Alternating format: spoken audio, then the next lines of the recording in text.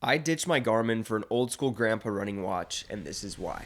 We live in the era of fitness wearables. Activity trackers, heart rate variability monitors, every variable can be tracked and improved on. And overall, I feel like this really is a step in the right direction, putting the control and data back in the hands of the consumer. And now it's truly easier than ever to train like an athlete. But the question does arise, just because we can, does that mean we should? As a fitness professional and a pretty avid runner for the last 5 or 6 years now, I have definitely fallen into the data rabbit hole. Go on a run, turn on Garmin. Run, check pace. Run, check heart rate. Run, Garmin tells me I suck. Although the data can be extremely helpful, I feel like we might have lost track of something even more important: the vibe. In a world full of technology and data, when do we go out and do something for the pure enjoyment of the activity? When do we get to unplug from our fitness wearables and check in with ourselves to see how we are truly feeling? So like I said, I've been running for quite a while now, and I've really been a Garmin user since the beginning. I've had 2 different watches. I used Whoop for a couple years there. Out of nowhere, seemingly to change. Why? In all aspects of my life, I'm trying to go for more of an analog experience, enjoying the day-to-day more. And once you start looking at things as far as the enjoyment factor versus maybe the convenience, it really made me start thinking, like, if my watch is dead, I have like an anxiety about the workout because I can't track it properly. And it almost turns into that the working out, the training, is just to capture the data. Like the actual training has no purpose, when in reality, the training is the only purpose.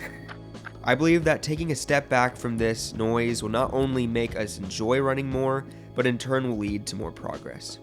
Yes, you will have to change your training from a mileage-based goal to a time-based goal, but I think more than that, you will gain something infinitely more valuable: self-monitoring. You won't need a fitness watch to tell you how you're going to train that day. You'll be in tune with your own body to understand for yourself. This is something that you'll continue to learn and get better at over time and improve your daily training and also your racing. So the biggest thing I've noticed since switching from a smartwatch to a dumb watch is my runs are a lot more peaceful. I'm not consumed with all like the extra noise about where my pace is at, where my heart rate's at, and I feel like I can think a lot more. I'm like less in my head, and that allows me to be more in my head, if that makes sense. I can actually think about my day and my life and almost go into autopilot on my runs, which I think is very beneficial, not just for running, but just as like therapy. I'm just less consumed with the data, and then really I just get up and run. Like, I don't really have to think about much. So I'm not here to tell you to sell your Apple Watch, and neither am I swearing away fitness wearables for good. But I encourage you to try it. Try leaving your running watch behind on your next run, and just see how it feels. Listen to your body, be present, look at your surroundings. Running is so much more than your mileage and heart rate. It's about enjoying your time alive, every step of the way. So I'm going to be sticking to this Timex Ironman for the foreseeable future, and I'm pretty freaking stoked about it. Thank you guys so much for tuning into this episode of Fitter by the Day.